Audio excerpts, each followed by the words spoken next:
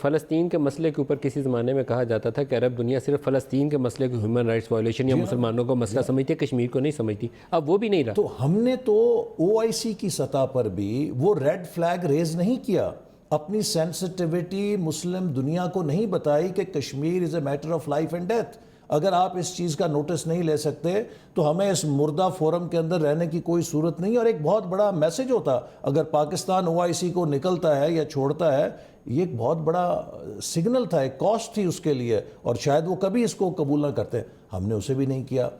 آج تک ہم نے ہمارا فرض ایک تھا. بات ذہن میں رکھیے گا، سشما سوراج کو جب بٹھایا گیا تھا وہاں اجلاس کے اندر اور پاکستان سے فارن منسٹر نے اجلاس کا بائیکاٹ کیا، فارن منسٹر نہیں گئے، تو انہوں نے سشما کو بٹھایا. انہیں یہ فرق نہیں پڑا کہ پاکستانی فارن منسٹر نہیں آئے. دیکھیے نا، یہ پاپولر، یہ ساری رجیمز جو ہیں یہ الیکٹڈ رجیمز نہیں ہیں. یہ پبلک اوپینین کو کسی نہ کسی درجے میں ان سے متاثر بھی ہوتی ہیں، اگر نہیں بھی ہوتی تو ہوتی بھی ہیں، اور خوش رکھتی ہیں انہیں کہ ہماری لیجیٹمیسی پہ کوئی فرق نہ آ جائے.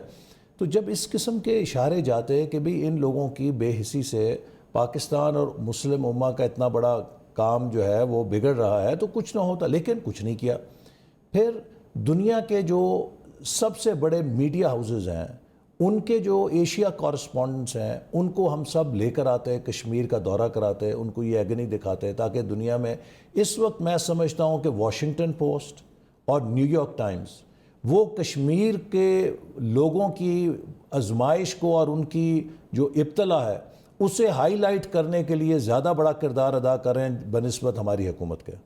انہوں نے کیا کام کیا؟ آج تقریر سن لیں آپ، ایک لگتا ہے بے بس لاچار وزیر اعظم کی تقریر ہے. بھئی you are prime minister of a nuclear power, آپ کی ایک حیثیت ہے، آپ دنیا کا سب سے بڑا اسلامی ملک ہیں، آپ بتائیں کہ آپ کا کیا روڈ میپ ہے.